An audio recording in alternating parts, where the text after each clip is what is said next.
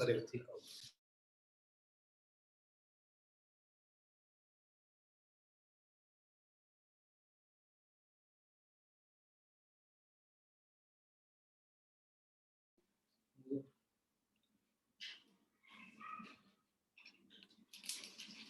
मिर्ची खाने मजा आएगा आपको।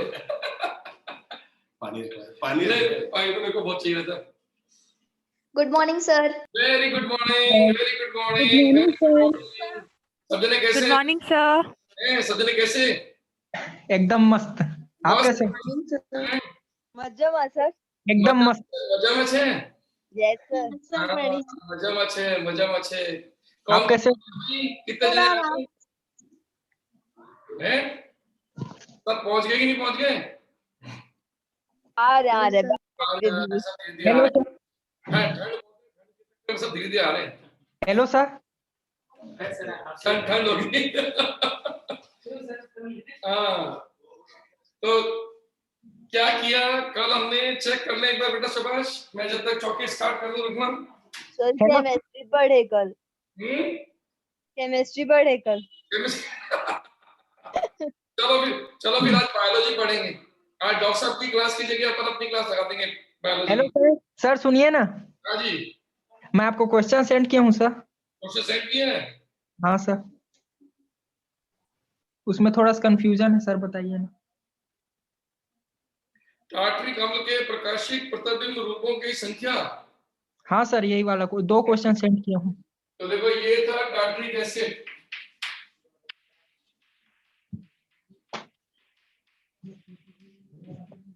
ये टार्टरिक एसिड।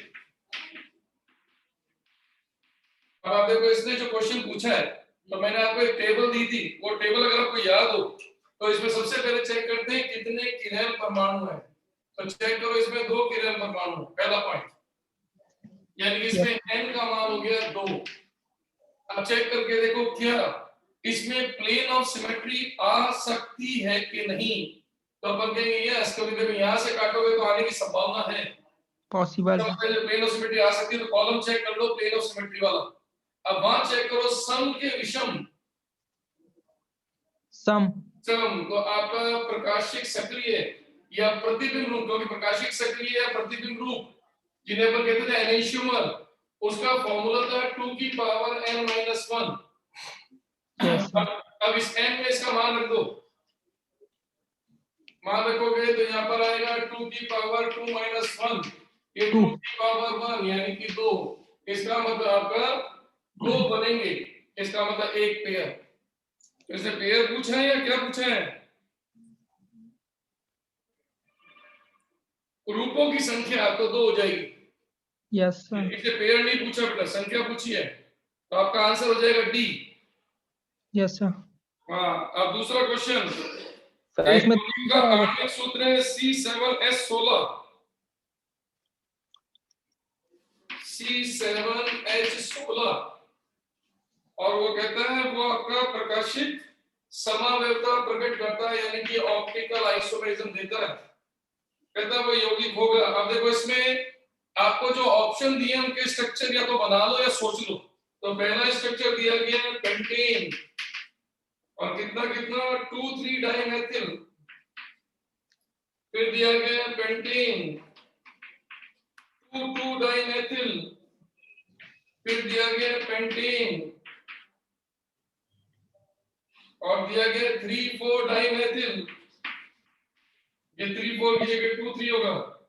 इसका आंसर 3,4 तो हो नहीं सकता, ये 2,3 होता है। नंबरिंग यहां से दोगे तो इसका सही नाम आएगा 2,3 डाइमेथिल पेंटेन। अब आप चेक कर लो आपके रूल के हिसाब से प्रकाशिक सक्रियता के लिए आपको चाहिए होता है सबसे पहली शर्त कायरल कार्बन। तो चेक करके देखो इसमें कहीं भी कायरल कार्बन नहीं है। हर किसी पे कुछ ना कुछ रिपीट हो रहा है। देखो इसका मतलब इस स्ट्रक्चर में कोई भी कायरल कार्बन नहीं है। फिर इसको चेक करो, इसमें भी कहीं पर कोई भी कायरल कार्बन नहीं है। हर किसी पे कुछ ना कुछ रिपीट हो रहा है। लेकिन जो आपको नाम दिया उसको नाम को सही कर देना। ये नाम होगा 2,3 डाइमेथिल एंड पेंटेन। तो इसमें अगर चेक करोगे, देखो ये कायरल आगे, तो इस वाले कार्बन पर एक H है, एक इथाइल है, एक मिथाइल है और एक आइसोप्रोपाइल है। ये आंसर आपका सही है, बस हो गया आंसर। सर सुनिए ना, बेटा पहले और तीसरे वाले ऑप्शन में कंफ्यूजन है सर। पहले वाले में 2,3 डाइमेथिल, अच्छा 2,3 था क्या? मैं यस सर। 2,4 लगा दिया, एक मिनट को, 2,3 है, मैं 2,3 है तो 3 वाला तो ये आंसर हो गया। तो फिर आपका ये 2,3 जो है ना, ये आंसर ये वाला यहाँ आएगा, ये नाम गलत हो जाएगा। ये कंपाउंड सेम है दोनों, एग्जामिनर ने उसने जिसने भी लिखा है वो गलत लिख दिया। तो आपका जो सही आंसर होगा वो ये वाला सेकंड वाला, ये वाला आंसर होगा। इसमें लिखा हुआ है 2,3 जो मैंने यहाँ लिखा था, ये वो आंसर ये था। उसमें 3-4 भी दिया था एक में। 3-4 गलत है ना बेटा? Yes sir. 3-4 भाई 3-4 हो ही नहीं सकता ना, आपके पास 5 कार्बन है। अब आप देखो यहाँ पर 1, ये आपका 2, ये आपका 3, ये आपका 4, ये आपका 5। अब आपने 3-4 लिया, मान लो यहाँ और यहाँ लगाया, तो नंबरिंग तो यहाँ से स्टार्ट होगी ना, तो ये नंबर तो गलत होगी, नंबरिंग तो ये होगी, तो आंसर तो ये हो गया 2-3, ये आंसर। Yes sir. उसने गलत लिखा हुआ है, वो प्रिंटिंग उसने गलत दी है, तो उसकी गलती पकड़ लो। ये आपकी क्या समझदारी, आप जानते हो, कर सकते हो। चले बना के सर एक मेरा भी है, वो भी देख लीजिए ना। हाँ जी साहब, लाओ क्या भेजा क्वेश्चन।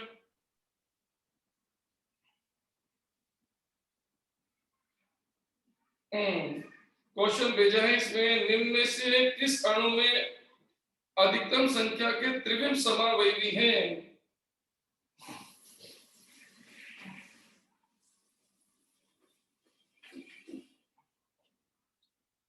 ये कहते हैं निम्न में से किस अणु में अधिकतम संख्या में त्रिविम समावयवी हैं। तो पहला आपको जो दिया गया उसमें चेक करके देखो, केवल 2 ही बनेंगे क्योंकि n वैल्यू केवल 1 है। तो आपका फॉर्मूला लगेगा 2 की पावर 1, और 2 की पावर 1 का मतलब हो गया 2, तो इसका मतलब केवल पहले वाले में 2 बनेंगे। अब आ जाओ दूसरे वाले में चेक करोगे तो उसमें भी किरेल कार्बन केवल 1 है। देखो अगर आपको देखना आता है तो बी वाले में भी किरेल कार्बन 1 ही है, क्योंकि दूसरा वाला स्ट्रक्चर ये रहा।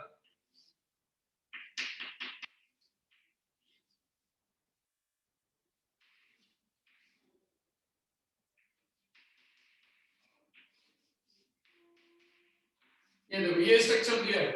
अब इस स्ट्रक्चर में ये किरेल नहीं है, किरेल 1 ही है, देखो ये रहा। और जब किरेल 1 होता है तो फॉर्मूला लगता है 2 की पावर n, तो 2 की पावर 1 से ये भी आंसर होगा 2, तो इसके भी 2 बनेंगे और पहले वाले के भी 2 बनेंगे। अब आ जाओ नंबर तीसरा लेते हो तो ये स्ट्रक्चर है, देखो आपका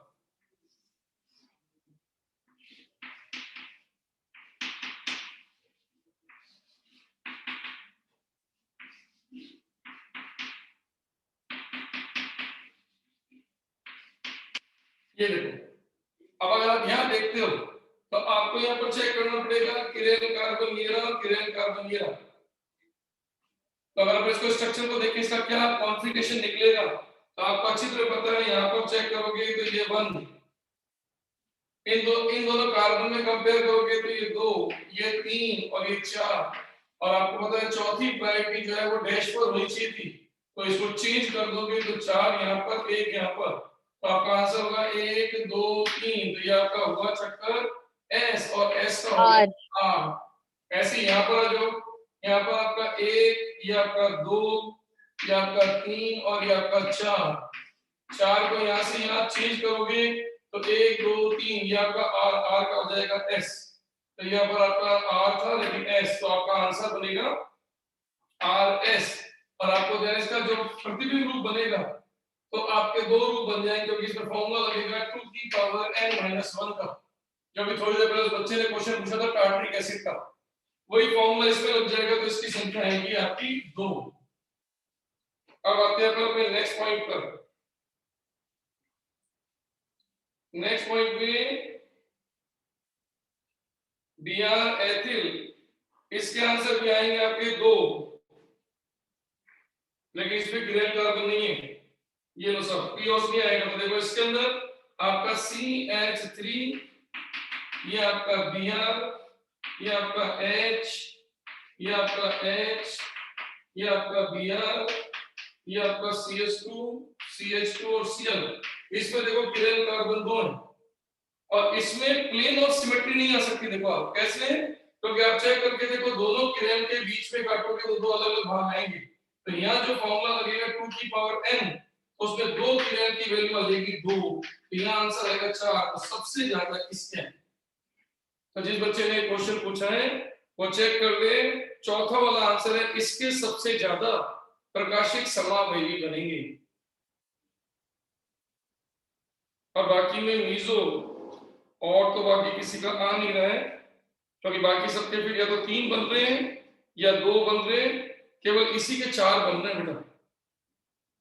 चलिए उसके बाद किसी और बच्चे ने भी पूछा है, वो भी देख लेते हैं। सर एक बार एनेशियोमर ऑफ एफ डायो आइसोमर को समझा दो, एक एग्जांपल से कंफ्यूजन हो रहा है। कौन सा? एक बार एनेशियोमर और डायआइसोमर। अच्छा, तो देखो इस बच्चे ने पूछा है कि सर एनेशियोमर क्या है और डायस्टिरियोमर क्या है, वो समझा दो। तो मैंने आपसे कहा था कि एनेशियोमर का मतलब होता है प्रतिबिंब रूप, इसका मतलब होता है दर्पण प्रतिबिंब। तो आज के बाद अगर आपने कोई संरचना मान लो ली है ई, तो इसका दर्पण प्रतिबिंब बनेगा ये ई, इसको कहते हैं दर्पण प्रतिबिंब रूप। ऐसे रूप जो किसी दर्पण के सामने रख दिए जाएं तो वो एक दूसरे पे अध्यारोपित नहीं होते, उन्हें दर्पण प्रतिबिंब कहते हैं। अब आप कहोगे सर ये तो संरचना से हुआ, हम यौगिक से कैसे पहचानेंगे? तो यौगिक से ऐसे पहचानोगे कि मान लो आपने यहाँ पर दिया क्लोरो, ब्रोमो, फ्लोरो और आइडो, तो आप चेक करके देखो इसका घूर्णन करोगे तो ये बनेगा 1, ये बनेगा 2, ये वरीयता में 3, ये वरीयता में 4। तो जब आप घूर्णन करोगे 1 से 2 से 3 तो आपका पीपीएल घूम रहा है उल्टा, यानी इसका मतलब ये एस। अब एस का दर्पण प्रतिबिंब बनाओगे तो वो बनेगा आर। देखो कैसे, ये देखो अब ये आपका 1, ये 2, ये 3, तो आपका रोटेशन आ गया आर। तो इसका मतलब ये एस और ये आर एक दूसरे के दर्पण प्रतिबिंब है। इसका अर्थ होता है कि यदि एक किरैल कार्बन यौगिक या यौगिक या समूह जो भी आप ले रहे हो, यदि वो पीपीएल को जितने डिग्री से दायां घुमाए तो उसका दूसरा रूप जिसका डीयू सेम हो, जिसका एमएफ सेम हो, जिसका आयुपी सेम हो, लेकिन अंतरिक्ष में व्यवस्था अलग हो, वो उतने ही घूर्णन कोण से लेकिन विपरीत दिशा में घुमाए। तो 36 डिग्री से अगर ये राइट घुमा रहा है तो 36 डिग्री से लेफ्ट, तो दोनों की डिग्री का मान तो समान है लेकिन दोनों की दिशा विपरीत है। इसको कहते हैं प्रतिबिंब रूप या इसको कहते हैं एनेशियोमर। तो आज के बाद आपका आर एंड एस एक दूसरे के दर्पण प्रतिबिंब, आज के बाद आपका डी एंड एल एक दूसरे के दर्पण प्रतिबिंब, आज के बाद आपका प्लस या माइनस साइन एक दूसरे का दर्पण प्रतिबिंब, और आज के बाद आपका 2r 3r, तो इसका 2s 3s एक दूसरे के दर्पण प्रतिबिंब, इसको कहते हैं दर्पण प्रतिबिंब। पहला पॉइंट। अब आता है कि जो दर्पण प्रतिबिंब ना हो वो डाया कहलाते हैं। इसका मतलब कहोगे कैसे? जैसे इस समय 2 पर r है तो यहाँ 2 पर s है, यानी विपरीत हो गया। यहाँ पर 3 पर r है तो यहाँ 3 पर s हो गया, विपरीत है। इसका मतलब ये दर्पण प्रतिबिंब है।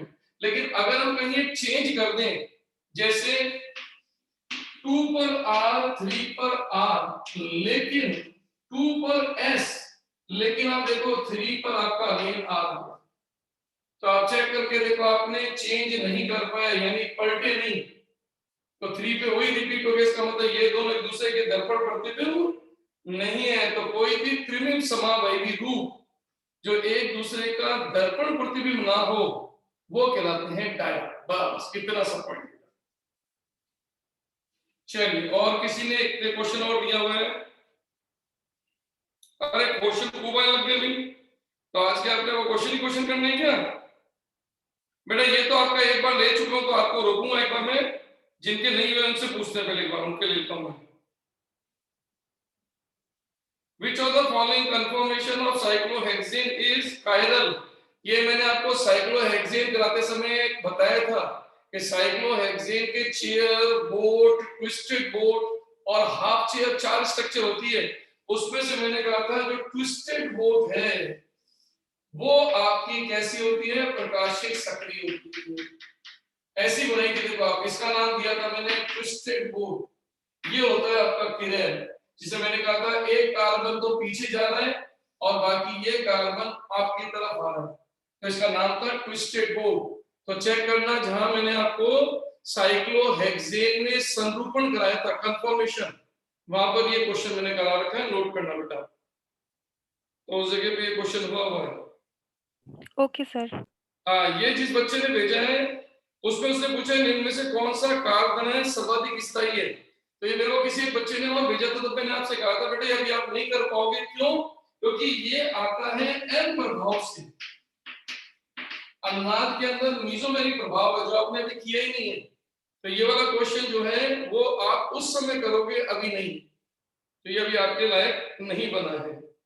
ये मैंने ऊपर लिखा भी था, फिर आपने मेरे को रिपीट करके भेज दिया। ये आहुति साहू ने, तो आहुति ये मैंने ऊपर जवाब भी दिया था आपको, देखो चेक करो आप, यही जवाब दिया था मैंने आपको। इस बच्चे ने पूछा सर ये बस, और इसका आंसर डी कैसे है? अभी देखते हैं। देखो इसने क्या पूछा है, निम्न में से कौन सा डायस्टेरल समावयव है? तो आपको ध्यान है, थोड़ी देर पहले मैंने बोला था डाया किसको बोलते हैं, जो एक दूसरे का प्रतिबिंब रूप नहीं हो। तो चेक करके देखो, पहला आपका डाया क्यों है? क्योंकि एक सिस है और एक ट्रांस है। तो आपको ध्यान है सिस और ट्रांस एक दूसरे के दर्पण प्रतिबिंब नहीं होते। ये देखो आप, ये दोनों एक दूसरे के दर्पण प्रतिबिंब नहीं है, और जो एक दूसरे के दर्पण प्रतिबिंब नहीं हो उन्हें बोलते हैं डाया। जैसे देखो ये एक दूसरे के डाया है, ये एक दूसरे के दर्पण प्रतिबिंब नहीं है, तो आपका पहला आंसर डाया है। फिर पूछ रहे दूसरा, तो दूसरे को अगर चेक करोगे तो दूसरा वाला भी डाया है। कैसे? चेक करके देखो, दूसरे वाले में मीजो रूप आ रहा है और इधर आपका आंसर आ रहा है दूसरा। तो ये देखो दोनों एक दूसरे की दर्पण प्रतिबिंब नहीं है, क्योंकि आप सेकंड अगर ऑप्शन आपके पास है जिस बच्चे के पास, वो देखो दोनों OH एक ही तरफ कर रखे हैं आपने। तो दोनों OH अगर एक ही तरफ होते हैं तो आंसर आधा R आता है, आधा S। और दूसरे वाले को चेक करोगे तो उसका आंसर आएगा S और S। इसका मतलब चेक करके देखो दोनों एक दूसरे के दर्पण प्रतिबिंब नहीं है, तो ये भी डाया है। फिर उसके बाद आपने लिया है क्वेश्चन नंबर सी को चेक करोगे तो सी में आप देखो आपका आंसर आएगा R और S। ये आपका डाया नहीं है, तो आपका जो आंसर है वो तीसरा हो जाएगा, क्योंकि तीसरा वाला प्रतिबिंब रूप है, क्योंकि उसमें एक R आ रहा है और एक S आ रहा है। लेकिन चौथा वाला देखोगे तो चौथा वाला फिर चेक करो, चौथा वाला आपका E और Z है। तो जो सिस एंड ट्रांस होता है और E और Z होता है वो भी डाया होते हैं। तो जो भी ज्यामिति समावयवी हैं वो सब डाया होते हैं। तो इसका मतलब चौथा आंसर भी डाया है। तो आपसे क्वेश्चन कहा गया निम्न में से कौन सा डायस्टेरोमर का युग्म है? तो डायस्टेरोमर का युग्म जो है वो आपका A भी है, आपका B भी है और आपका D भी है। तो A B D चौथा आंसर हो गया बेटा इसका, ये चेक कर लेना। चलिए साहब एक और क्वेश्चन आ गया, फिर 2 क्वेश्चन आ गए। अच्छा थैंक यू है, ठीक है। और एक ने पूछा है, 2 क्वेश्चन फिर दिए हैं और अब की बार दिया है which of the following compound are chiral and resolvable. तो कायरल का मतलब होता है जो ऑप्टिकली एक्टिव हो, और रेजोल्वेबल का मतलब होता है जिन्हें सेपरेट किया जा सके। तो देखो इसके अंदर आप चेक करोगे तो आपको ये देखना है कि इसमें कौन सा वाला आपका कायरल है। तो आप चेक करके देखो, जो आपने पहला मुझे भेजा है वो इस समय कायरल है। क्यों? क्योंकि आपने ये स्ट्रक्चर बनाया, देखो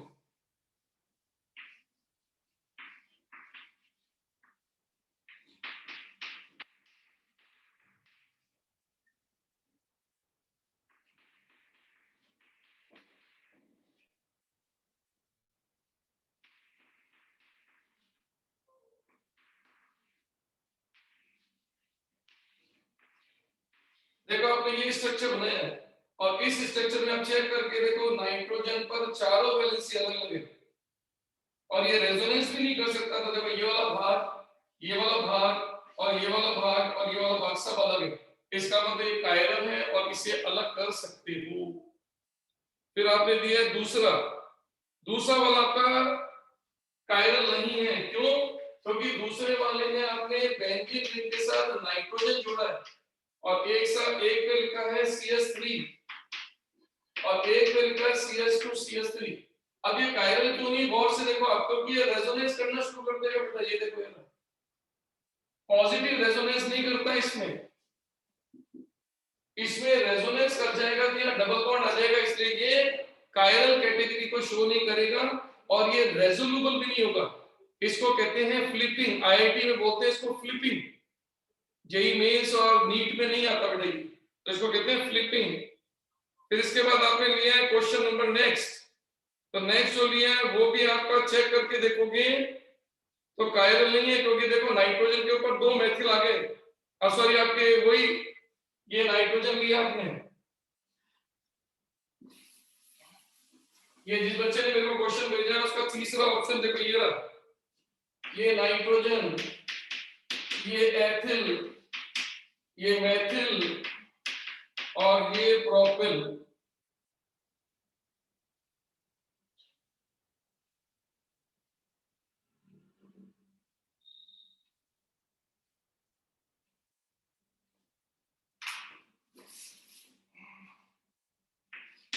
CH3 CH2 CH3, फिर आपका नाइट्रोजन, फिर आपने दिया है CH3, फिर आपने दिया है CH2 CH3। अब आप गौर से देखो, इस वाले केस में ये वाला नाइट्रोजन किरेल है, लेकिन ये किरेल आपका काम नहीं करेगा, क्योंकि ये किरेल जो है ना, ये आप चेक करके देखो ये प्रकाशिक सक्रिय हो जाएगी, तो ये रेजोल्यूबल है। इसका मतलब ये किरेल भी है, प्रकाशिक सक्रिय भी है और आपको अलग करने लायक भी है। लेकिन अगर नाइट्रोजन के सिर पे आ जाए तो वो किरेल तो होता है लेकिन वो अलग करने लायक नहीं होता। तो ये जो एग्जांपल जो बच्चे ने दिया है मेरे को नंबर 3 पर, वो आपका किरेल भी है और अलग करने लायक भी है। फिर आता है आपका चौथा वाला चेक करके देखो, मैंने बाइफेनिल्स कराए थे, तो बाइफेनिल्स में आप चेक करके देखना जो 2 रूप दिखाए गए हैं वो दोनों रूप एक दूसरे के साथ किरेलता दिखा रहे हैं, लेकिन अलग करने लायक वो भी नहीं है, क्योंकि सिंगल बॉन्ड पे वो तेजी से घूम रहे हैं और जब तेजी से घूमते हैं तो दोनों रूप को अलग करना संभव नहीं होता। क्लियर? चलिए सर, फिर एक क्वेश्चन आ गया, अरे बाप रे, अब की बार क्वेश्चन आया है इस अणु में कितने त्रिविम समावयवी होंगे?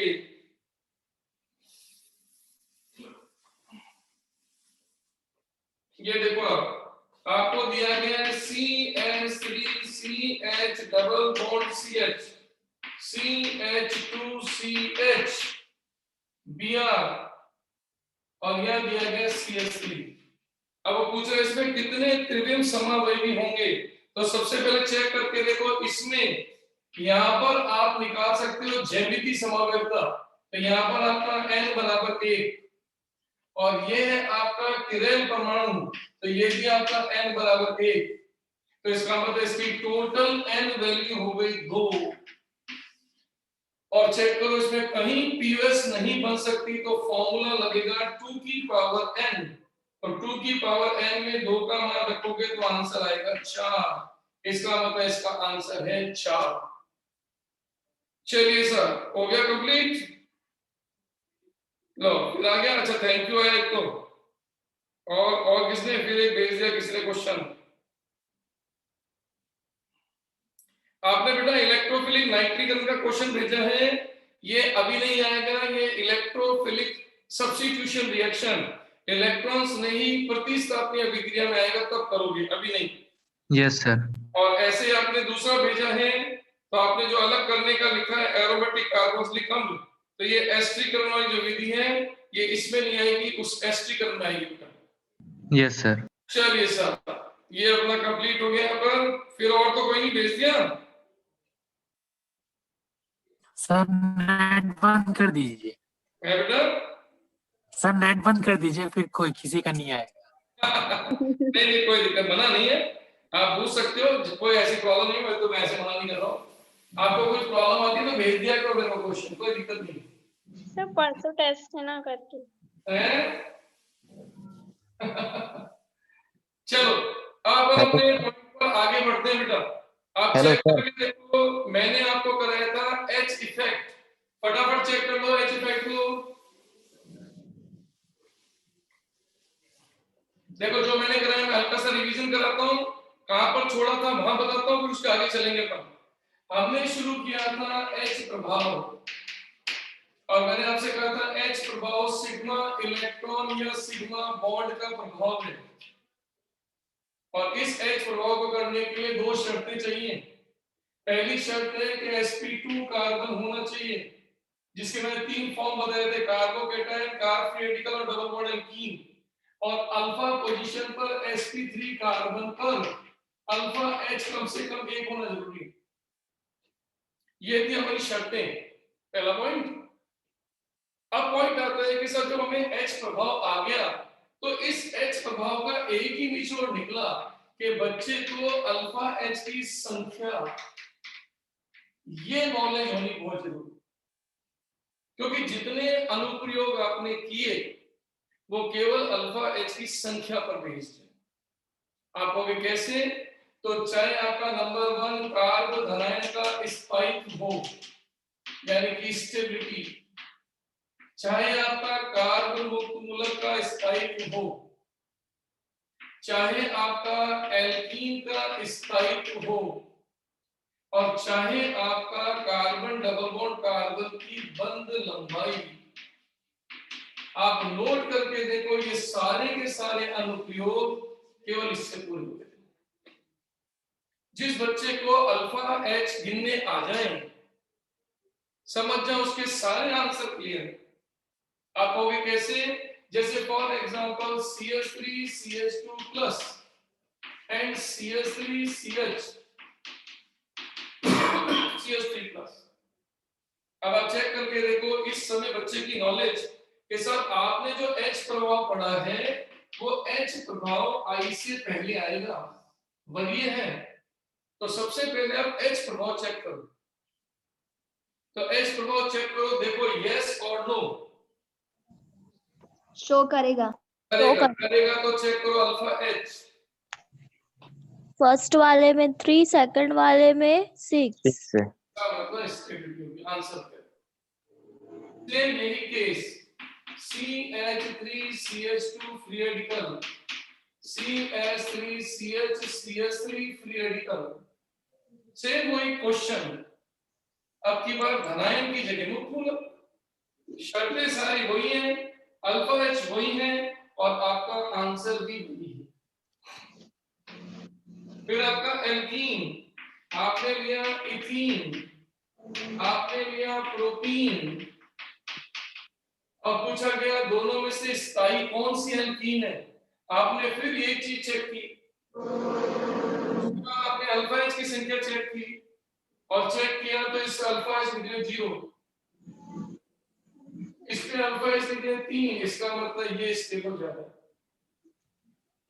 फिर आपने लिया बंध लंबाई, बंध लंबाई के अंदर सेम यही question, CH2 double bond CH2 CH3 CH double bond CH2, और पूछा किसकी बंध लंबाई ज्यादा।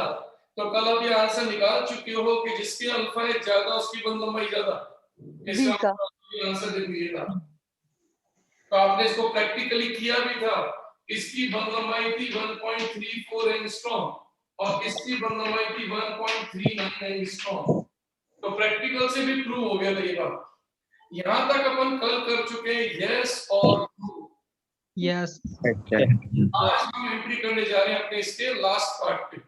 तो आज की हेडिंग स्टार्ट करते हैं, इसको हटाने के बाद। चलिए साहब इसको हटा लो बेटा में।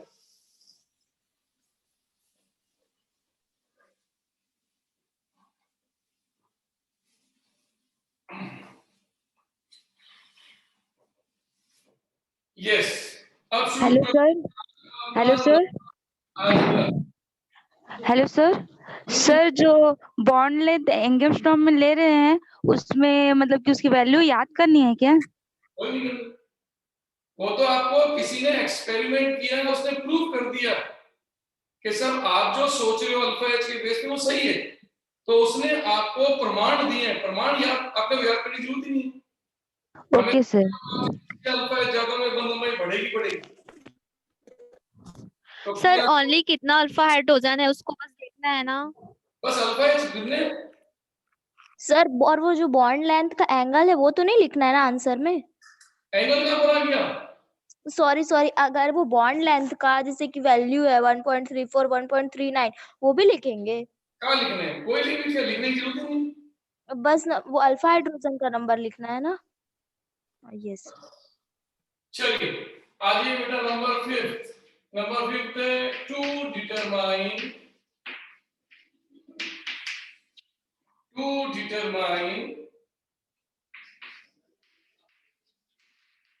reactivity or stability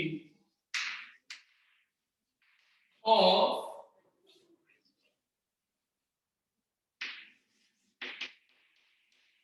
alkyl benzene. Alkyl बेंजीनों की क्रियाशीलता या स्थायित्व। क्रियाशीलता या स्थायित्व। अब देखो ये कैसे करना है, इसका मतलब समझो। तो बहुत सिंपल, जो आप पढ़कर आए वही का वही सेम। जैसे मान लीजिए मैंने यहाँ पर एक बेंजीन रिंग ले ली, ये देखो ये मैंने ले ली बेंजीन रिंग।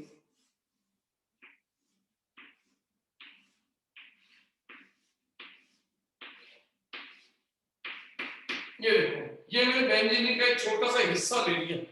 अब आप सोच के देखो, आपने जो दो शर्तें पढ़ी थी, क्या वो H प्रभाव की दो शर्तें इसमें दिखाई दे रही हैं क्या? चेक करके देखो, क्या ये दो कंडीशन आपकी पूरी हो रही है क्या? Yes sir. क्या थी? sp2 कार्बन होना चाहिए। चेक कीजिए, बेंजीन का हर कार्बन sp2 है। देखो ये भी sp2, ये भी sp2, ये भी sp2, सारे कार्बन sp2। हमारी पहली शर्त तो पूरी होगी, नंबर 1। अब दूसरी शर्त बोलो क्या? sp3 कार्बन होना चाहिए और उस पे हाइड्रोजन होना चाहिए। उस sp2 से टच करने वाला कार्बन sp3 होना चाहिए पहला, और उसके अल्फा पोजीशन पे कौन बैठा होना चाहिए? हाइड्रोजन। तो देखो ये हो गया अल्फा एस। हमारी शर्तें यस हुई कि नो हुई? यस इसका मतलब इसमें H प्रभाव होगा कि नहीं होगा? होगा सर। तो इसमें लगेगा आपका ये प्लस H प्रभाव। अब मैंने इसके आगे साइन लगा के बता दिया। प्लस का मतलब होता है जो इलेक्ट्रॉन को डोनेट करता है, इलेक्ट्रॉन को धक्का मारता है। जैसे आपका प्लस I था, वैसे आपका प्लस H हो गया। अब आप देखो ये प्रभाव कैसे स्टार्ट होगा। ये सिग्मा इलेक्ट्रॉन दोनों के दोनों रिंग के अंदर चले जाएंगे, क्योंकि आपका सिग्मा बनेगा पाई और पाई बन जाएगा नेगेटिव चार्ज। अब आप देखो आपकी सेकंड स्ट्रक्चर क्या बनने जा रही है।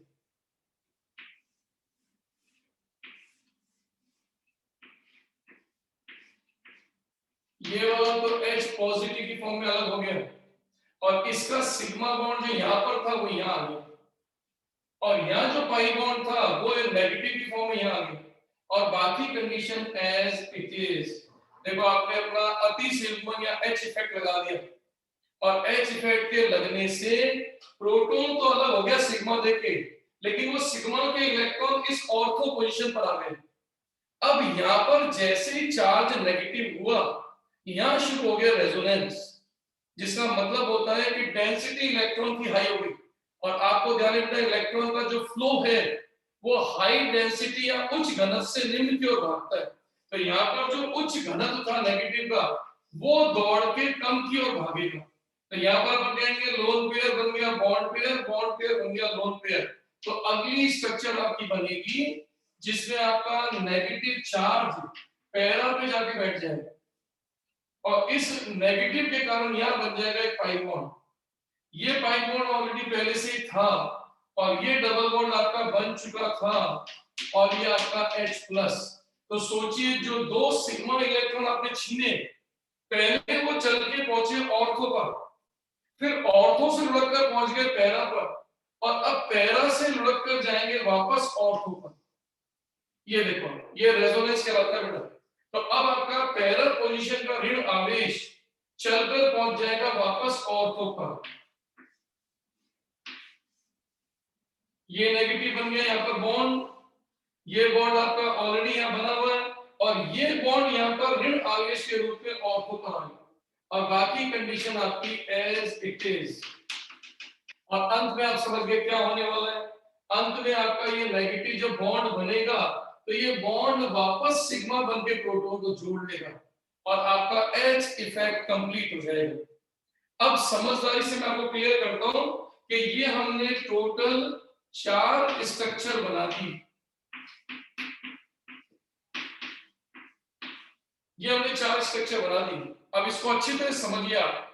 सबसे पहले आपने जो कंपाउंड लिया उसने अपना एच इफेक्ट दिखाया, और इस एच इफेक्ट से सिग्मा इलेक्ट्रॉन वलय में या रिंग में एंट्री कर गया।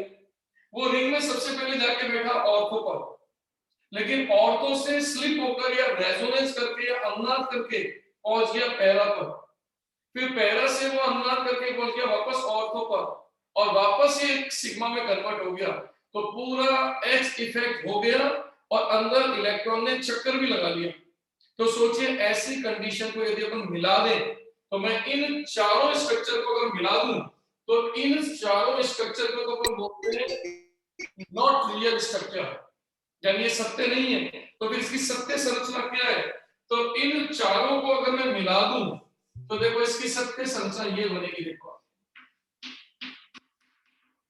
अब आप चेक करके देखो, आपका ये वाला पाई बॉन्ड जो यहाँ पर था वो चल के यहाँ आ गया, और जो यहाँ पर पाई बॉन्ड था वो चल के यहाँ पर आ गया, वो यहाँ से शिफ्ट हो गया तो यहाँ आ गया। तो सोचो अंदर का सारा पाई बॉन्ड घूम गया। तो ऐसे में इसको अपन एक आंशिक बॉन्ड से दिखाते हैं। देखिए इसका मतलब सबसे पहला पॉइंट कि इस H के कारण प्लस H लगने के कारण ये सिग्मा इलेक्ट्रॉन इस रिंग में जाकर चक्कर मार रहे हैं। पहला पॉइंट। दूसरा पॉइंट, कहां पर गए? ऑर्थो पे गए। कहां पर गए? पैरा पे गए। और कहां गए? ऑर्थो पे गए। तो सोचिए इस समय मैंने इसकी एक हाइब्रिड, इसकी एक संकरित संरचना बना ली। तो इसको बोलते हैं अपन संकर, इसको हम बोलते हैं हाइब्रिड। तो एक बार आप इसको नोट कर लीजिए, फिर मैं इसको वापस से एक्सप्लेन करके इसका यूज सिखाता हूं।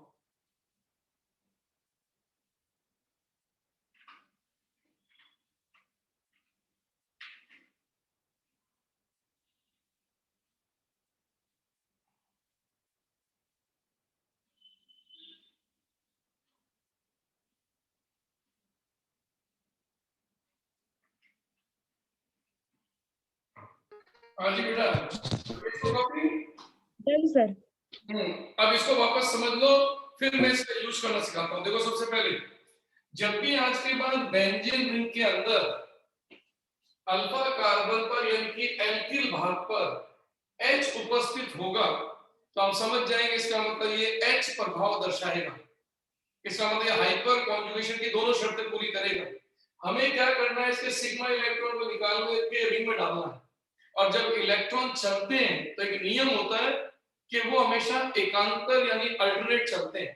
तो आपके सिग्मा इलेक्ट्रॉन जब वलय में घुसे तो वो सीधे जाके बैठे ऑर्थो पर, फिर ऑर्थो के एकांतर पे गए पैरा पर, फिर पैरा के एकांतर से गए वो अपने वापस ऑर्थो पर। तो इन्होंने पूरी वलय में एक चक्कर लगा लिया, और इस चक्कर को जब हम मिलाकर बोलते हैं संकरित अवस्था में हाइब्रिड, तो हम कहते हैं अंदर के बॉन्ड लगातार चक्कर काटते हैं। तो डॉटेड डॉटेड डॉटेड शो किया तुम। और साथ में हमने बताया है कि इस H के कारण ये सिग्मा इलेक्ट्रॉन 3 जगह पर इलेक्ट्रॉन धनी अवस्था दे रहे हैं। अब पॉइंट नंबर सेकंड आता है कि सोचिए अगर यहाँ पर एक H और होता, यानी अल्फा H की संख्या 2 होती, तो सोचिए जैसे आपका ये वाला H अपना चक्कर पूरा करके आता, ये दूसरा वाला सिग्मा अपना इलेक्ट्रॉन डाल देता। तो सोचो आपका दूसरी बार भी यही रिपीटिशन होता। और सोचो अगर इसके पास 3 अल्फा H होते, तो वलय में इलेक्ट्रॉन कितनी बार जाता? 3 बार। तो सोचिए इसका आंसर यही क्लियर हो गया कि बेंजीन रिंग में जितने ज्यादा अल्फा H होंगे उतनी बार रिंग के अंदर इलेक्ट्रॉन जाएगा।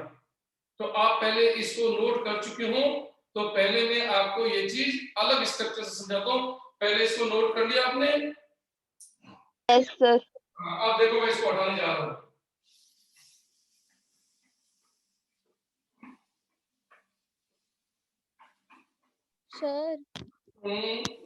सर अभी आप क्या बोले, जितने भी अल्फा बेंजीन के अंदर जितने भी बेंजीन में अल्फा एच होंगे उतनी बार एच इफेक्ट लगेगा, उतनी बार सिग्मा रिंग में भागेगा, उतनी बार रिंग के अंदर ऑर्थो और पैरा पे नेगेटिव चार्ज आएगा। तो बार बार रिपीटिशन होगा। तो कितनी बार रिपीटिशन होगा? जितने अल्फा एच है। इसका मतलब आपके प्लस एच की जो मात्रा है वो अल्फा एच के सीधे समानुपाती है। जितने अल्फा एच होंगे उतनी बढ़ जाएगा। जैसे मैं आपको समझा रहा हूं, जैसे उदाहरण के तौर पे मैंने ले लिया टोलुइन। देखो ये, अब देखो ये मेरे पास है टोलुइन। अब आप नोट करके देखो इस टोलुइन में क्या एच इफेक्ट होगा? पहला क्वेश्चन।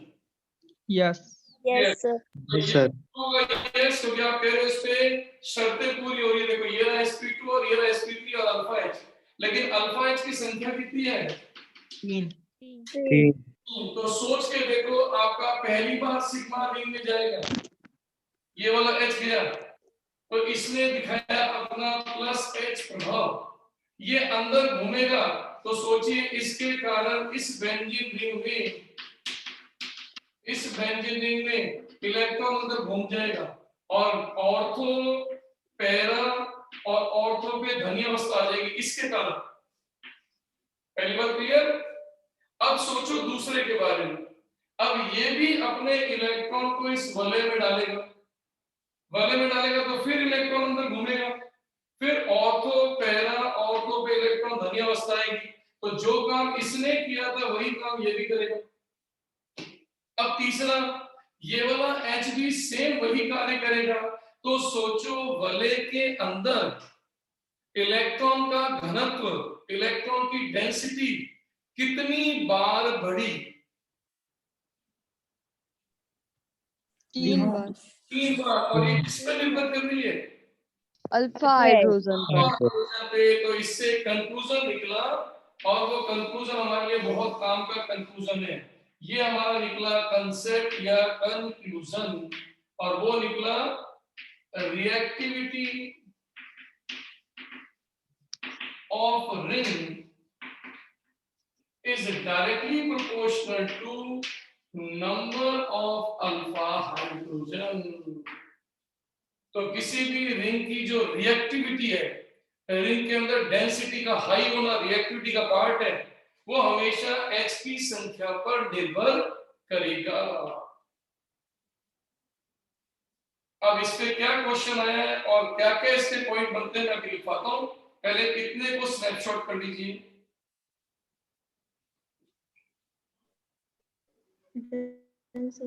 हो गया? यस। अब आप चेक करके देखो इसके अंदर इस इतने से पॉइंट से हमारे पास 3 कंक्लूजन्स निकले। 3 कंक्लूजन निकले, 3 इसके निष्कर्ष निकले।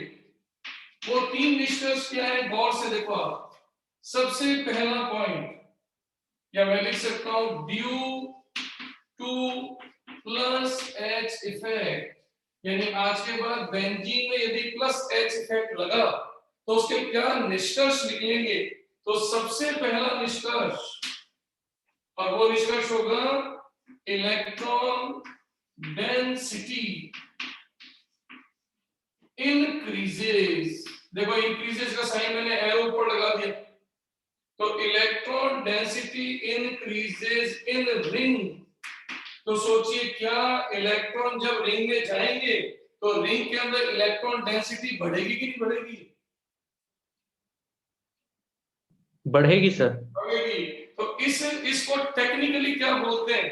इसको टेक्निकली बोलते हैं रिंग एक्टिवेशन। हिंदी में इसको बोलते हैं वलय सक्रियन। तो इसका मतलब आज के बाद हमारा कंक्लूजन हो गया कि जितने ज्यादा अल्फा एच होंगे उतनी डेंसिटी बढ़ेगी। तो due two plus H effect always electron density increases in ring, और इसको कहते हैं रिंग का एक्टिवेशन, जो मैंने ऊपर लिखा है देखिए। तो जितने ज्यादा अल्फा एच होंगे उतनी रिंग एक्टिव ज्यादा होगी। अब दूसरा पॉइंट आता है number 2, electron density increases eight.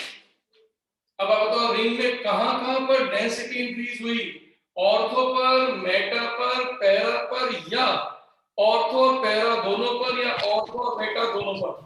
Ortho para. Electron density increases at ortho and para positions, ortho and para positions. So electrophile attack at ortho and para positions,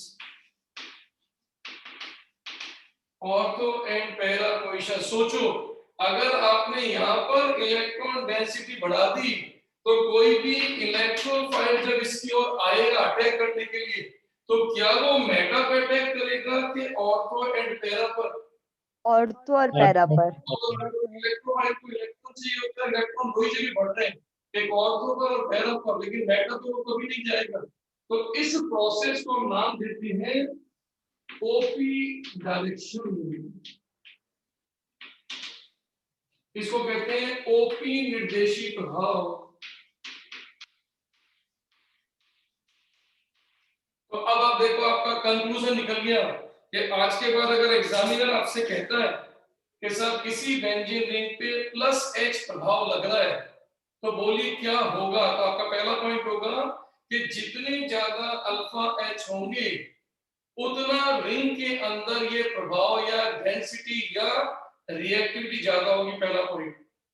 तो वो कहेगा प्लस एच के कारण क्या और कंक्लूजन निकलेंगे, तो आप कहोगे रिंग एक्टिवेट होगी, जिसको कहते हैं एक्टिवेशन ऑफ रिंग, या जिसको कहते हैं वलय का सक्रियन। और दूसरा, इस रिंग के सक्रियन के कारण ऑर्थो और पैरा पोजीशन पर किसका अटैक होगा? इलेक्ट्रोफाइल का, इसीलिए उसका नाम होगा ओपी डायरेक्शन या ओपी निर्देशी प्रभाव।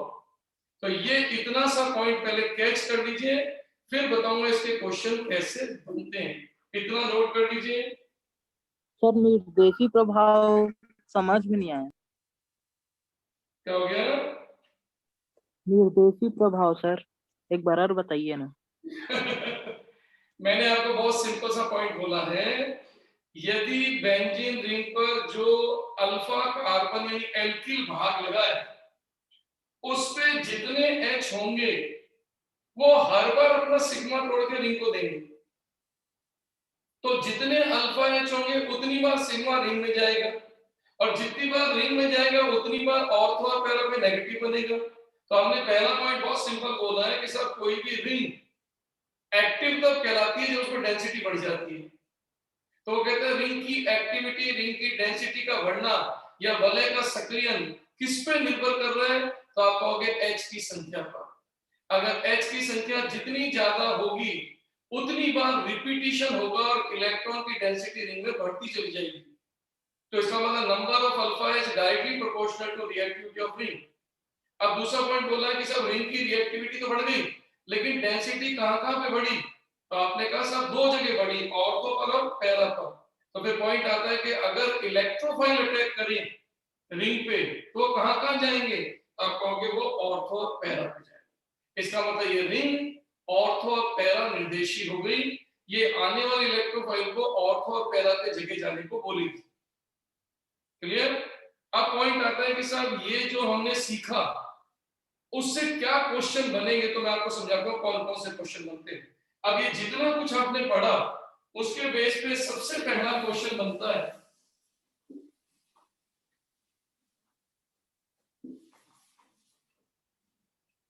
अब सबसे पहला क्वेश्चन बनता है ए बी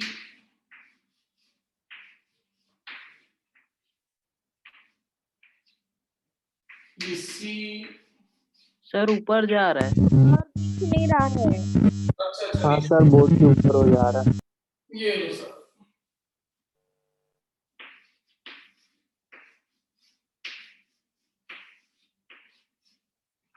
ये बी, ये सी,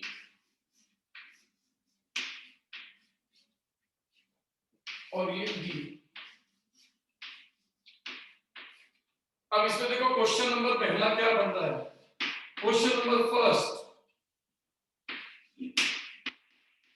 which one is more reactive? पहला क्वेश्चन, इन चारों में से सबसे ज्यादा क्रियाशील कौन है? पहला क्वेश्चन है। और दूसरा question, arrange in reactivity order. दूसरा क्वेश्चन है, इन चारों को उनकी क्रियाशीलता के क्रम में लगाओ। जो ज्यादा क्रियाशील है उसको पहले, और जो सबसे कम क्रियाशील है सबसे लास्ट में। तो दोनों क्वेश्चन एक ही है, एक में सिर्फ एक ही आंसर देना है और एक में अपने को ऑर्डर देना है। तो इसमें तो हमें इन चारों में से किसी एक को छांटना है तो याद आएगा, और इस क्वेश्चन के अंदर आपको एक ऑर्डर सोचना है। अब आप सोचो इसका आंसर जो अपन ने सीखा उसमें छुपा हुआ।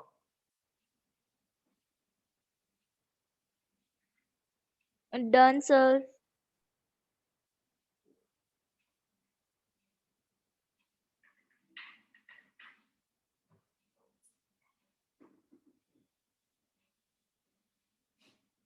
ये दो तरह के क्वेश्चन बनते हैं इसके अंदर।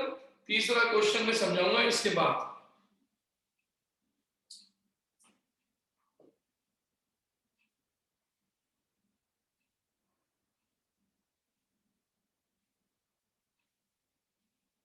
इस कंपाउंड का नाम है एथिल बेंजीन।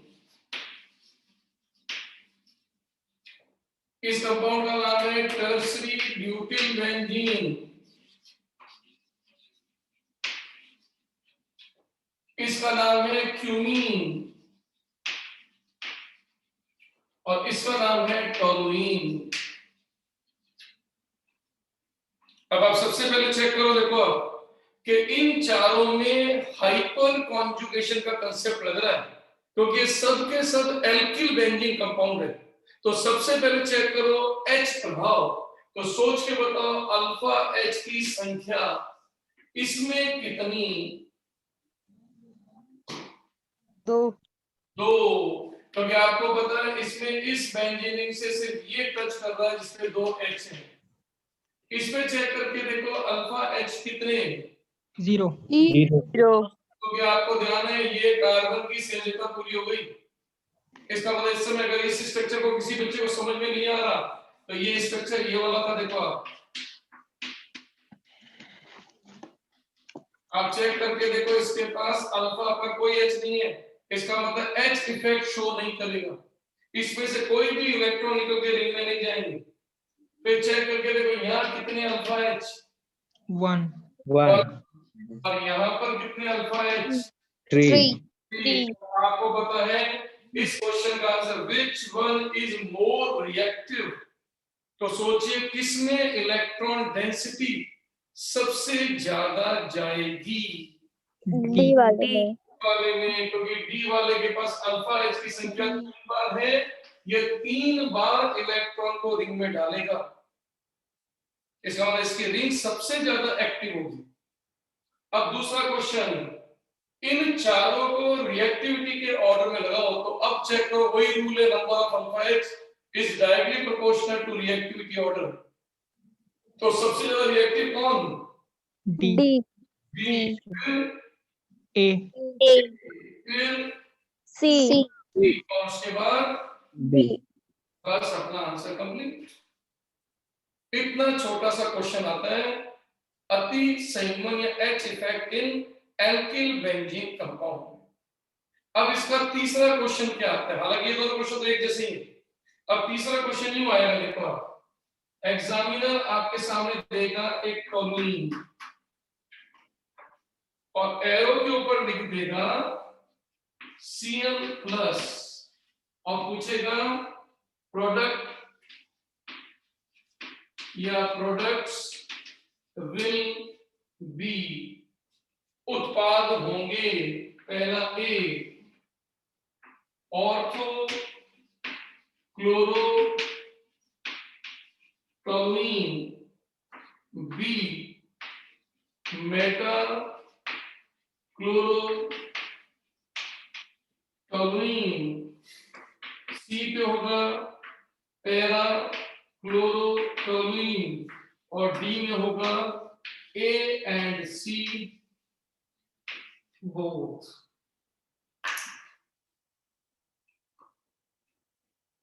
डी।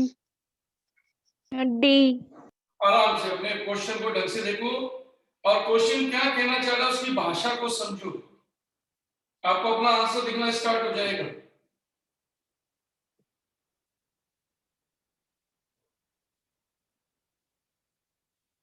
दिखा आंसर, तो लगभग सभी का आंसर सही निकला है डी। डी क्यों है देखो, क्योंकि फिर चेक करो देखो एल्किल बेंजीन टोलुइन बोला और आपको ध्यान है टोलुइन का जो मैथिल पे लगे H है वो दिखाएंगे प्लस H प्रभाव और इस प्लस H के कारण इलेक्ट्रॉन रिंग में जाएंगे, रिंग हो जाएगी एक्टिवेटेड, लेकिन वो कहां पर एक्टिवेटेड होगी?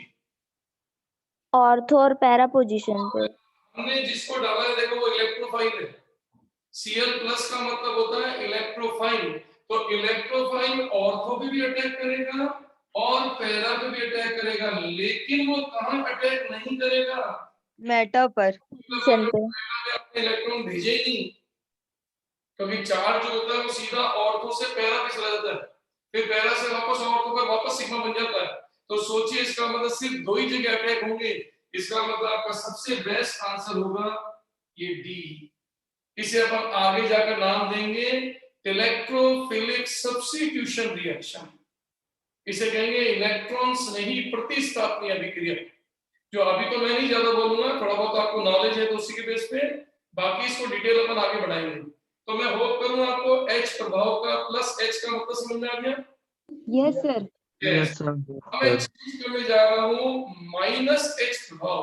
अब तक तो अपने जितना काम किया सब प्लस H, क्योंकि प्लस का मतलब आपको ध्यान है मैंने कहा था जब जब प्लस बोलेंगे उसका मतलब होगा इलेक्ट्रॉन देना, जैसे प्लस आई में भी इलेक्ट्रॉन को धक्का मारा था और इन सारे केसेस में आप देखो सभी हाइड्रोजन ने अपना सिग्मा इलेक्ट्रॉन तोड़ के दे दिया, तो इसका मतलब उस H का प्लस H प्रभाव था। अब हम करने जा रहे हैं माइनस H प्रभाव, तो चलिए अपनी हेडिंग चेंज कर देते हैं अपन, ये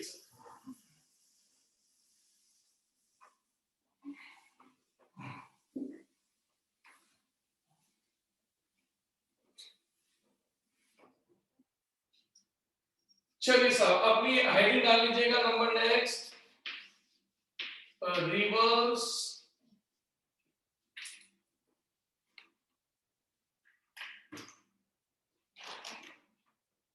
रिवर्स H इफेक्ट, इसको कहते हैं रिवर्स H इफेक्ट, इसे हम कहते हैं विपरीत H प्रभाव। ये कहलाता है विपरीत H प्रभाव और इसे प्रदर्शित किया जाएगा माइनस H से, तो हम इसको माइनस H इफेक्ट भी कह सकते हैं। प्लस H में तो आप इलेक्ट्रॉन देते थे, माइनस H में लोगे। अब आपको कैसे देखो समझना, थोड़ी देर पहले मैंने ये स्ट्रक्चर दिया था,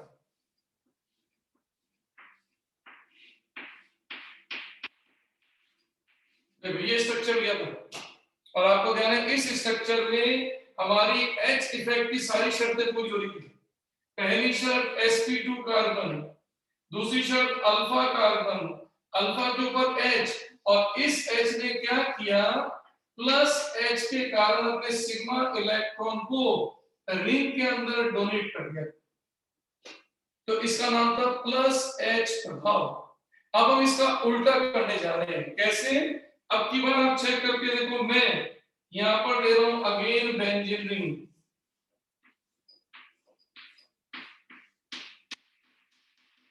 लेकिन अब की बार मैं चेंज करने जा रहा हूं। मैं अब की बार इस हाइड्रोजन की जगह हेलोजन लिखने जा रहा हूं। देखो ये रहा, ये अंतर आ गया, अल्फा एच की जगह हेलोजन आ गया। अब आप सोचो, हेलोजन कभी अपना इलेक्ट्रॉन देते नहीं, वो इलेक्ट्रॉन लेते हैं। तो सोचिए अब की बार गेम उल्टा हो गया। अब की बार क्या होगा, शर्तों के अकॉर्डिंग sp2 कार्बन से अल्फा कार्बन sp3, लेकिन H की जगह पर क्लोरीन लगा दिया। तो क्लोरीन क्या करेगा, अब की बार इन सिग्मा इलेक्ट्रॉन को खुद खींच लेगा। अब आप सोच के देखो, अगर ये Cl टूट के अलग हो जाए, यहां देखो सोच के,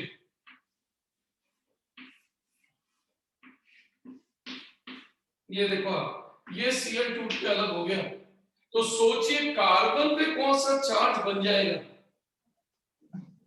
तो आपको ध्यान है प्लस चार्ज पॉजिटिव हो जाएगा, और आपको ध्यान है पॉजिटिव का मतलब कमी, ऑक्टेट इनकम्प्लीट हो गया। तो सोचिए क्या ये इलेक्ट्रॉन देने लायक हो गया कि इलेक्ट्रॉन लेने लायक हो गया? लेगा रिंग से। इलेक्ट्रॉन लेने लायक। तो इसका मतलब होगा रिंग के इलेक्ट्रॉन ऊपर भागेंगे, जहां पर कमी हो रही है, जहां गड्ढा खुद रहा है वहां गड्ढे को भरने के लिए भागेंगे। तो सोचिए अब की बार ये डबल बॉन्ड यहां से, तो सोचिए इसका मतलब यहां जो बॉन्ड था अगर वो यहां चला गया तो इस कार्बन पर कमी आ जाएगी, बाकी कंडीशन एज इट इज। देखो ये -H प्रभाव हो गया। जब आप +H प्रभाव लगाते थे तो रिंग के अंदर यहां नेगेटिव आके बैठता था, धनी अवस्था, इलेक्ट्रॉन रिचनेस। लेकिन जब क्लोरीन सिग्मा खींच के ले गया तो सोचिए रिंग के अंदर डेफिशिएंसी क्रिएट हो गई। अब सोचो ये जो डेफिशिएंसी है इसकी और डेंसिटी भागेगी, तो डेंसिटी अब यहां हाई है, तो ये पूरा पाई बॉन्ड उठ के इसकी ओर भागेगी। तो सोचो इसकी अगली स्ट्रक्चर क्या बनेगी। अब आप सोचो ये वाला बॉन्ड अगर यहां आ जाए, ये वाले बॉन्ड को हमने टच नहीं किया, ये बॉन्ड पहले ही बन चुका था और ये Cl निकल चुका था, तो अब ये वाला पॉजिटिव अल्टरनेट आके पैरा पे बैठ जाए। अब देखो डेफिशिएंसी पैरा पे ट्रांसफर हो गई, इसका मतलब चार्जेस चाहे नेगेटिव हो चाहे पॉजिटिव, चलते हमेशा अल्टरनेट है, चलते हमेशा एकांतर है। तो सोचिए अब आपका चार्ज आके बैठ गया पैरा पर। अब जैसे वो पैरा पर कमी आई वैसे ही डेंसिटी जो हाई थी वो इसकी ओर भागी, तो अब की बार ये वाला पाई बॉन्ड पूरा पूरा यहाँ शिफ्ट हो जाएगा। तो सोचिए अगली स्ट्रक्चर में यहां पर बन जाएगा एक पाई बॉन्ड, यहां पहले बन चुका था और यहां चूंकि कमी आ गई तो ये डेफिशिएंसी ऑर्थो पर आ गई।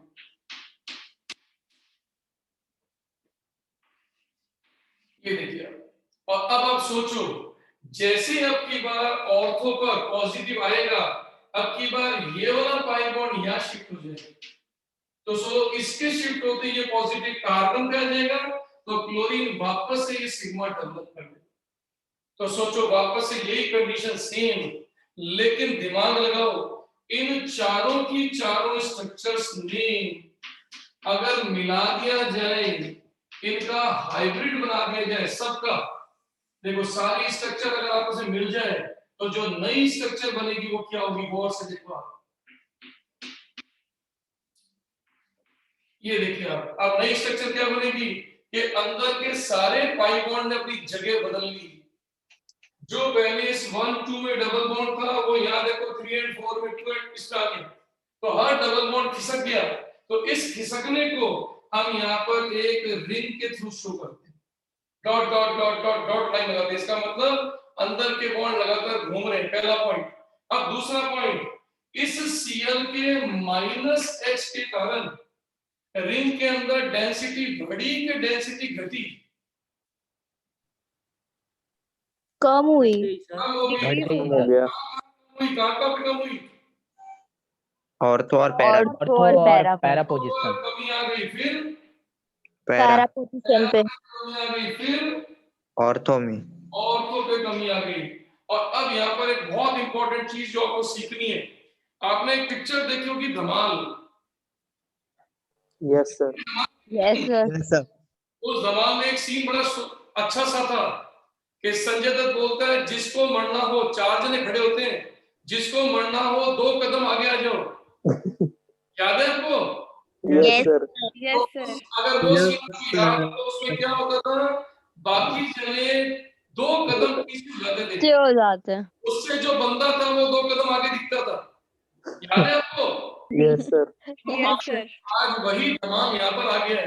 तो सोचिए आपके इस सीरियल ने कहां पे कमी पैदा की। ऑर्थो और पैरा पोजीशन पे। तो सोचो उसने मेटा पे कोई कमी पैदा की क्या? No sir. No sir. Meta पे डेंसिटी बची रह गई। इसका मतलब आज के बाद ध्यान रखना, आप कभी नहीं कह सकते कि मेटा पे डेंसिटी बढ़ी।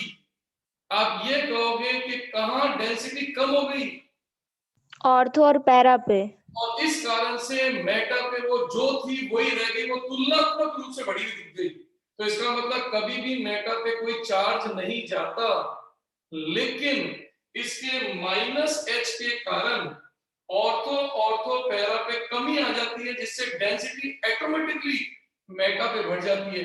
तो यहाँ पर आपका धमाल लग गया। देखो धमाल, इन तीनों ने अपने आप को 2 कदम पीछे कर दिया, तो ये मेटा वाला ऑटोमेटिकली रिच हो गया। अब आप सोच के देखो, जो 2 बातें मैं इसमें से निकालूंगा, वो 2 बातें क्या निकलेंगी? Due to -h effect.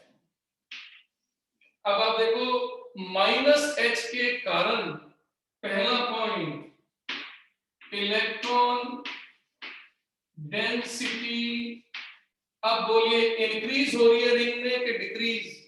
Decrease. Electron density decreases, कम हो रही है, और इसको अपन नाम देते हैं रिंग डीएक्टिवेशन। इसको नाम दिया जाता है वलय का विसक्रियन। याद करके देखो, दिमाग लगा के, इसी की जगह जब +h था तो इसी पॉइंट को अपन ने कैसे लिखा था? इलेक्ट्रॉन डेंसिटी इंक्रीजेस, और नाम दिया था रिंग एक्टिवेशन। और इस -h के कारण अब इसका नाम क्या हो गया? Ring deactivation. अब आप सोचो नंबर दूसरा पॉइंट, इलेक्ट्रोफाइल अटैक एट। अब सोच के बताओ इलेक्ट्रोफाइल कहां जाएगा? ऑर्थो पैरा पर के मेटा पर? बेटा पर। तो ये आएगा एट मेटा, तो इसका नाम हो जाएगा मेटा डायरेक्शन। इसको कहा जाएगा मेटा निर्देशी प्रभाव। अब देखो हमारे हाथ में 2 पॉइंट फिर आ गए। तो आज के बाद जब जब रिंग में +h लगेगा, रिंग एक्टिवेट होगा, रिंग के अंदर डेंसिटी बढ़ेगी और इलेक्ट्रोफाइल ऑर्थो और पैरा पे जाएंगे।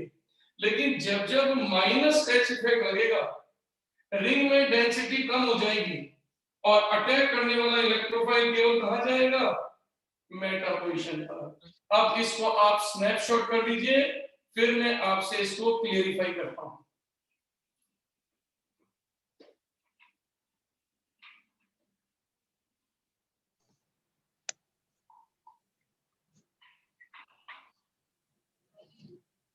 हो गया?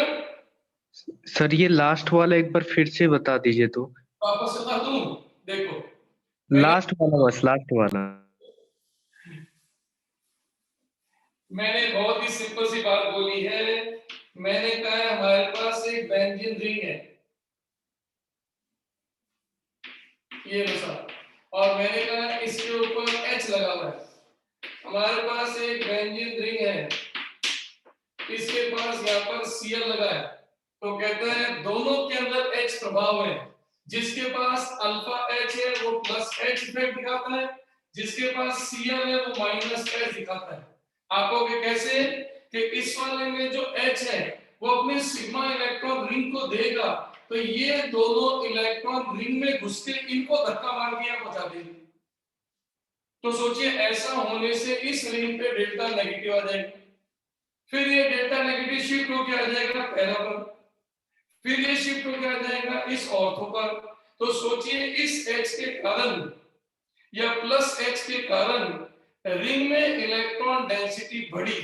अब इसका कंट्रास्ट यहां देखो, Cl आपको ध्यान है सिग्मा अपनी ओर खींचेगा, जब ये अपनी ओर खींचेगा तो यहाँ की कमी पाई के इलेक्ट्रॉन को बाहर खींचेगी, तो जो कमी है वो यहाँ आ जाएगी, तो ये हो जाएगा डेल्टा प्लस। और चार्ज अल्टरनेट चलते हैं तो ये पैरा पर आ जाएगा, फिर ये चार्ज चलते हैं तो ये आपका ऑर्थो पर आ जाएगा।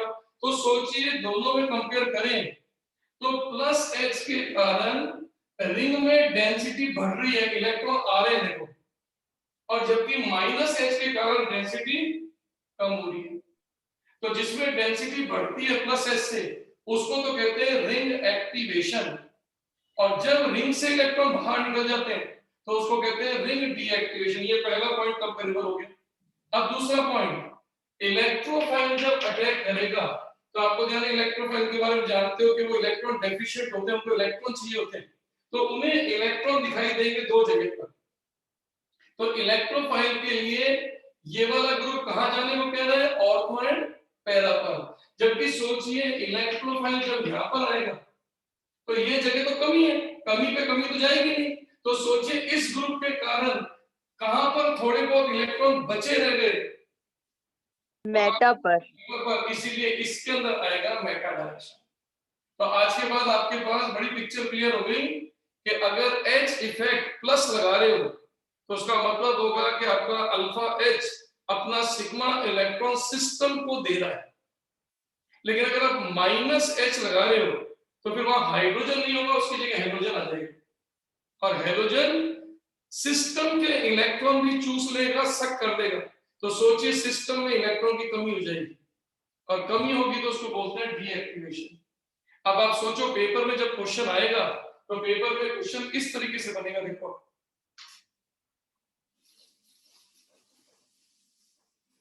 अब देखो पेपर में क्वेश्चन ऐसा बनेगा,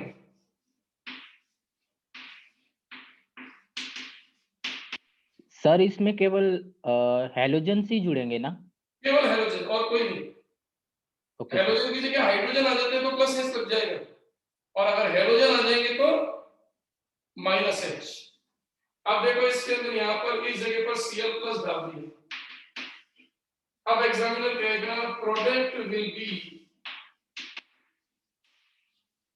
अब जिस बच्चे को थोड़ी सी नॉलेज है वो बता सकता है कि सर ये Cl प्लस कहां जाके जुड़ने वाला है, मेटा पर। तो बच्चे को पहले समझना पड़ेगा कि बेंजीन में ये लगा हुआ है CCl3, इस कंपाउंड का नाम है बेंजो ट्राइक्लोराइड।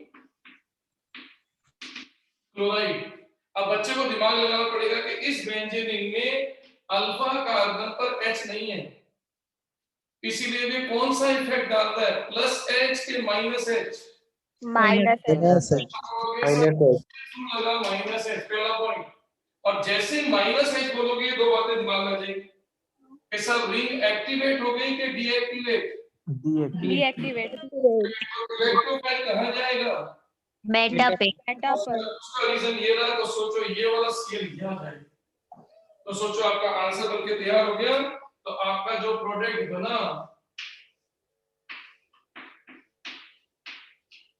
ये देखो, ये Cl यहां होगा, नाम बन गया मेटा क्लोरो बेंजो ट्राइक्लोराइड। अब आपको तुलना समझ में आ गई, सोच के देखो अगर इसकी जगह पर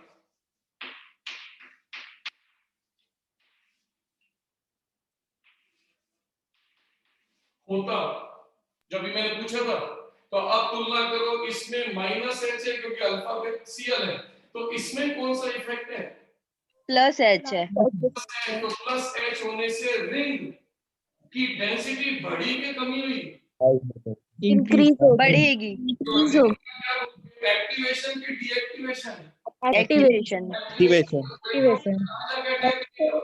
पोजीशन पे पैरा।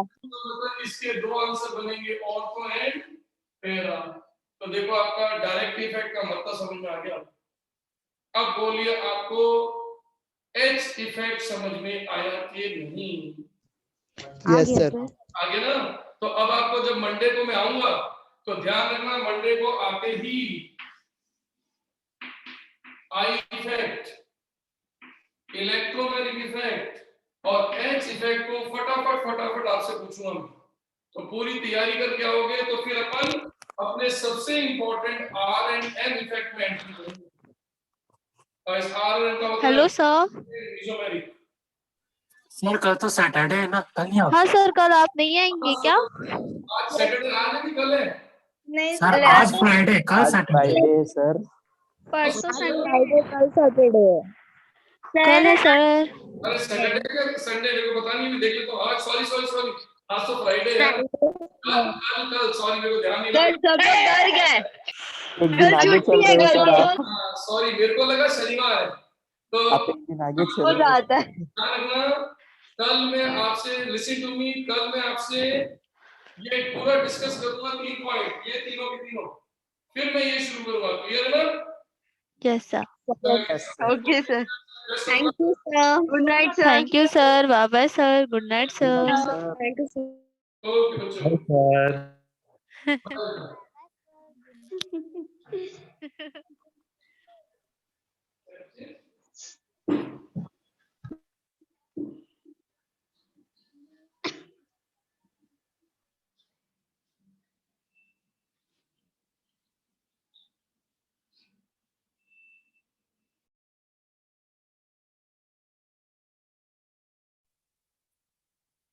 पूरा